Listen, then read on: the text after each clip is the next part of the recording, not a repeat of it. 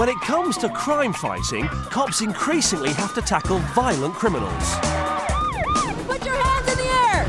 Get away from me! Put it down! So how do police bring dangerous suspects under control? Every day, police have to deal with criminals prepared to arm themselves with guns. To bring them under control without resorting to guns themselves, the police are increasingly relying on a new generation of less lethal weapons. Meet Sergeant Kevin Orcutt. Here in Thornton, Colorado, Kevin is responsible for developing a non-lethal close-quarters weapon known as the OPN, or Orcutt Police Nunchucker. So if you go ahead and get control here like you're trying to control him, and I'm going to come in here, get control here, down, down, down, down, down. What we want to do is gain control of these individuals without having to use a lot of impact or a lot of tactics that might injure. We want that low profile. The OPN has been adopted by over 200 law enforcement agencies in the States and is designed for control during arrest or self-defense against an unarmed attacker.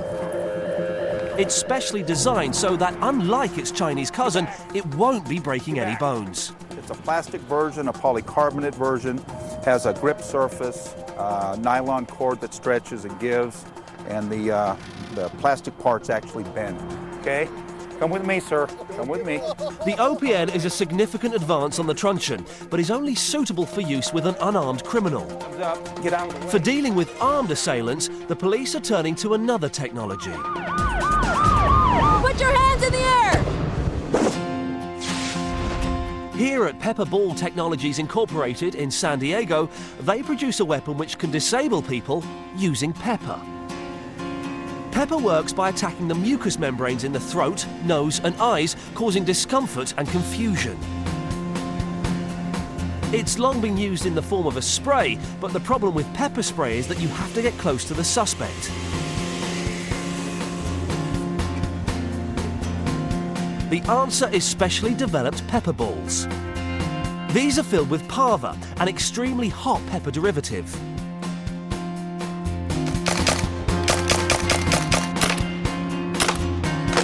It's the molecules called capsaicin in peppers that give them their heat, and pava is made from capsaicin too, the hottest of all.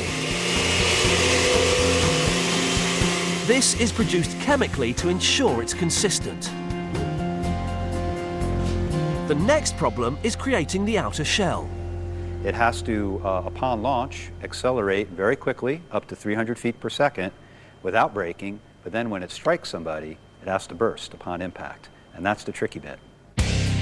These pepper balls can be delivered by a variety of special guns. The SA-200 semi-automatic carbine is accurate to 60 feet.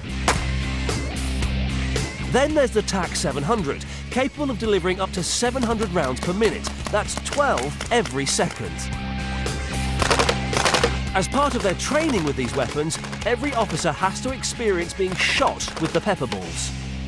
We also have purple rounds that are filled with an inert powder, and these are used for training. Law enforcement fires them at each other. They feel the effect of the round.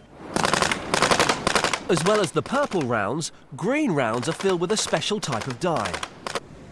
It's for marking particularly violent or uncooperative suspects during a riot, and this way law enforcement can round them up later. So how do these pepper balls work in practice? Hey, pal, come on, what's the problem here? I hate cops! The highly accurate pepper ball gun allows police to tackle a violent criminal from a safe distance. Put it down!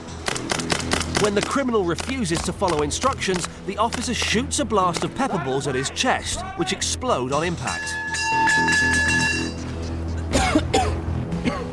Seconds later, the criminal's eyes, nose and throat begin to burn, making it hard for him to see and breathing difficult.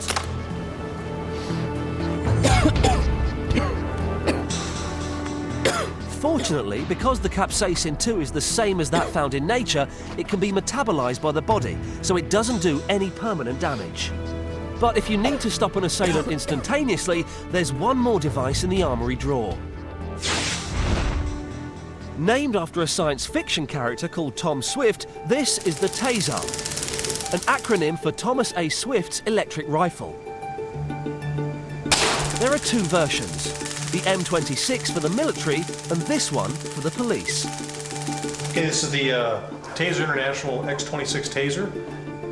The taser works by sending a pulse of electricity across a pair of metal prongs, which disrupt nerve and muscle function. It will deliver 50,000 volts downrange to the target individual, causing the muscles to cramp up, and therefore the person should not be able to fight us anymore, and we'll be able to take them into custody. Taser, taser, taser.